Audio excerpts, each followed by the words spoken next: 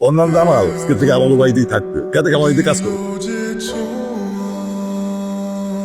ভাইজান তুমি এটা কানে ধরে নিয়ে এসো, এটা তো দেখে মনে হয় না কোনো কাজ কাম পারবো। আরে পারবো ওর একটা কাজের দরকার আইসা আমার কাছে কইলো ওরে আমি নিয়ে এসছি নিবিয়া পারবা না বাংলা স্কিল লেগে দেখা দিবেন দেখা দিলে আমি একদম মেশিনের মতো দেখবো।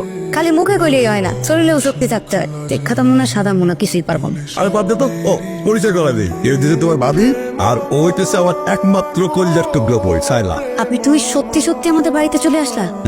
তোমার ভাইয়াকে বোকা বানায় চলে আসছে, টেরও পাইনি। ভাইয়া পোকা না চালাক একটা ধরা খাও ঠিকই বুঝবা। সামলে নেবো, এখন সামলে নিস না, সামনে দেখবা সবকিছু শুনে নিবো। আমি ধরা খেলে কিন্তু খবর আছে। তুমি কেন টেনশন করছো? আমি যদি ধরা খাই তোমার ভাই যা বলার আমাকে বলবে, তোমার কিছু বলবে না তাই না? আর আমার যদি কিছু হয় তোমার তো কিছুই আসে না, বিকজ তুমি তো আমাকে ভালোবাসো না। তোমার ফ্যামিলিতে কেউ পাগল টাগল আছে নাকি? একজন, পুরোপুরি না, হচ্ছে একটু একটু করে, এই যে তোমার জন্য এভরিডে একটু একটু। সেটা তোমাকে দেখেই বোঝা যাচ্ছে।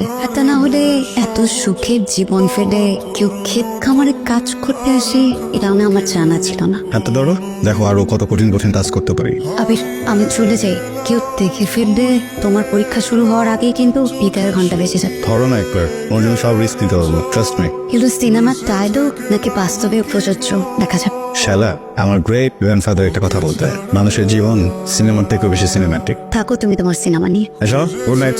অনেক কাম করছেন, এবার আইন খায় নেন। রে তুই খাওয়ান নিয়ে আইসস অন্য কেউ নাই? আসলে যে নতুন লোকটা কাজ কাম করতে পারে নাকি হুদায় আমাকে অন্ন ধ্বংস করতেছে সেটাই দেখতে এসেছি। আরে নতুন মানুষ আস্তে আস্তে ঠিকই পার। এই যে শোনা পাখি, এদিকে আসো, এদিকে আসো, যাও, ওদিকে যাও, ওদিকে যাও। কোনো কাজকে কিন্তু ঘৃণা করতে হয় না মিস্টার আবির, সব কাজই সমান। আসছিলাম ভালোবাসার পরীক্ষা দিতে, আসছিলাম যে প্রশ্নপত্র সহজ হবে, কিন্তু এখন দেখি বিশেষ পরীক্ষা থেকেও কঠিন। এই যে আবার গিভ আপ করবা নাকি?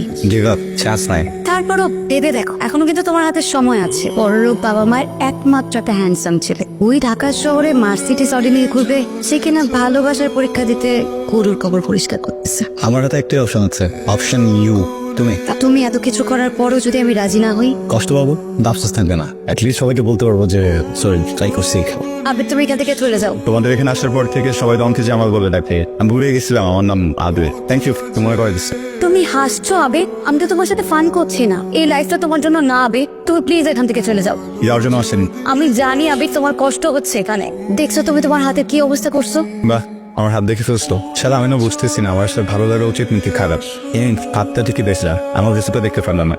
না দেখতে পারলাম না, কারণ আমি যেটা দেখতেছি সেটা তুমি দেখতেছো না। শোনো আবির, আমার আর তোমার স্ট্যাটাস কখনোই এক না। তোমার ফ্যামিলি ব্যাকগ্রাউন্ড, আমার ফ্যামিলি ব্যাকগ্রাউন্ড, কোনো কিছুই এক না। তোমার আর আমার এক হওয়া মানে আকাশ মাটি এক হওয়ার সমান। আমি না অনেক প্র্যাকটিক্যাল আবির, তাই আমি চাই না যে বামন হয়ে আমি চাঁদের দিকে হাত বাড়াই। তুমি না মাত্র বললো তুমি প্র্যাকটিক্যাল, এটা কোনো প্র্যাকটিক্যাল নয় কথা। বামুন কি, চাঁদ কি? শালা, আমি তোমাকে একটা প্র্যাকটিক্যাল কথা বলি, তুমি একটা মানুষ, আমি একটা মানুষ। তুমি এমন একজন মানুষ যাকে আমি অনেক বেশি ভালোবাসি, এটা প্র্যাকটিক্যাল, এটা সত্য। এটা ভালোবাসা না, এটা তোমার মন। মানুষ যখন প্রেমে পড়ে তখন তার চোখে একটা পর্দা থাকে, আবার সে যখন বাস্তবতায় ফিরে আসে তখন তার চোখে পর্দাটা কেটে যায়। আর তোমার চোখে পর্দাটা কেটে যাওয়ার পরে আমার জন্য যাই হোক না কেন, আমার প্রতি তোমার ভালোবাসা থাকবে না। ভালোবাসা থাকবে না? কে বলছো তোমাকে এটা? হ্যাঁ, তুমি কিভাবে বলতেছো ভালোবাসা থাকবে না? আমার ভালোবাসা নাকি মোহ নাকি ইনফ্যাচুয়েশন, সেটা আমাকে বুঝতে দাও। তুমি আসলে নিজের জীবনটাকে সিনেমা বানায় চলতেছো।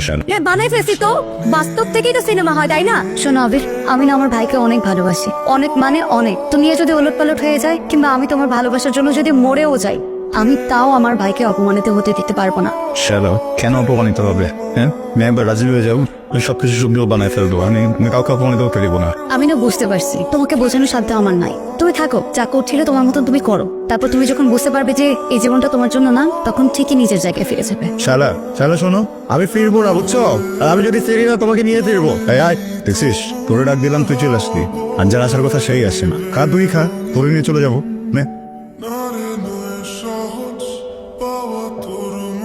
এটা গাছ, তোমার বাড়ির লিফট না যে উঠবার উপরে ঠাস ঠাস করে নিয়ে যাবো। আবির, আমি না সহ্য করতে পারতেছি না তোমার এই পাগলামি। তুমি কালকে সকালবেলা এখান থেকে ঢাকা প্যাক করবা, আর তা না হলে ভাইয়াকে আমি সবকিছু বলে দেবো। প্লিজ বলে দাও, আমি অনেক চেষ্টা করেছি কিন্তু আমি তাকে বলতে পারিনি। একটু হেল্প করো, যাও গিয়ে নিজে বলে দাও।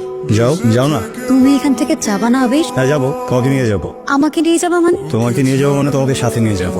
আমি কে তোমার, আর তুমিই বা কে আমার? তোমাকে তো আমি ভালোই বাসি না যে তোমার সাথে আমি এখান থেকে চলে যাব।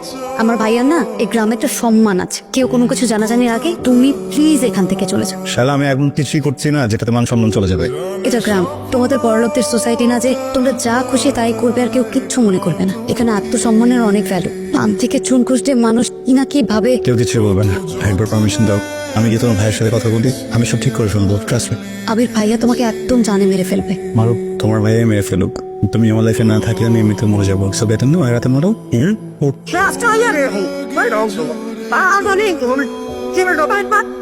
তাই তুমি আবিরে যেমন ভাবতেছো আমি তেমন না ভাইটা।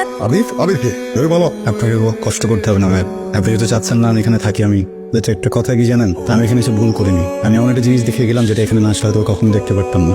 ভাই বোনের বন্ডিং, ফ্যামিলি বন্ডিং। আসলে আমি তো শহরে বড় হয়েছি, ওখানকার মানুষগুলি তো অন্যরকম। এক ফ্ল্যাটের মানুষ জানেই না পাশের ফ্ল্যাটে কে থাকে, নাম কি, দেখতে কেমন। অথচ আপনাদের মনে মানুষের জন্য কত মায়া, কত সহজে আমি একটা হেল্প চাইলাম, আমাকে এতদিন নিয়ে এসছেন। সারা তুমি বলতো না তোমার ফ্যামিলি গরিব, আমার ফ্যামিলি অনেক বড় লোক, এই কথাটা কখনো বলবো না। তোমার কাছে যেটা আছে সেটা অনেক দামি। তোমার ফ্যামিলি, তোমার ভাই, গরিব আমি, আনলাকি আমি, আমার এরকম একটা ভাই নাই। আমার যদি এরকম একটা ভাই থাকতো না, আমার এত টেনশনই করতে হতো না, এখানে আসতে হতো না। সেই হয়তো বা এখানে এসে তোমাকে আমার কাছে নিয়ে যেত। ভাই আমি খুবই সরি ভাবি, আপনাদেরকে এরকম সিচুয়েশনে ফেলার ইন্টেনশন আমার ছিল না। যদি সম্ভব হয় প্লিজ আমাকে মাফ করে দেবেন।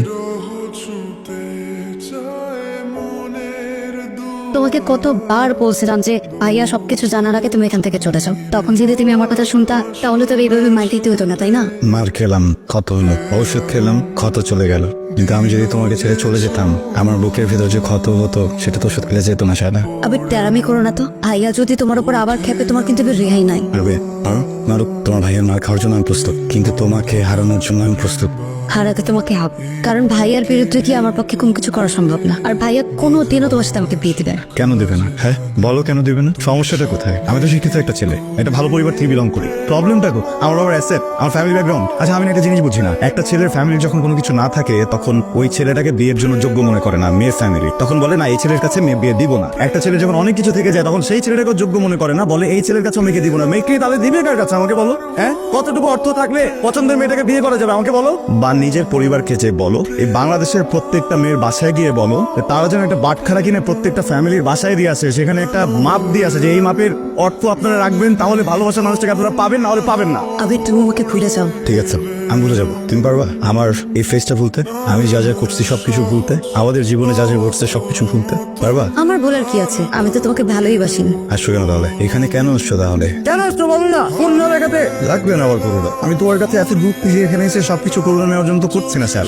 আমার শুধু একটু ভালোবাসা দরকার ছিল, যেটা তুমি আমাকে বাসোই না। সমস্যা নেই, আমি জানি তুমি আমাকে ভালোবাসো, সবাই জানে তুমি আমাকে ভালোবাসো না। ওকে তুমি যাও এখান থেকে, যাও না, যাও যাও। আবির শোনো, আমার তোমাকে যা বলার ছিল সব বলছি, আর কিচ্ছু বললাম নাই তোমাকে।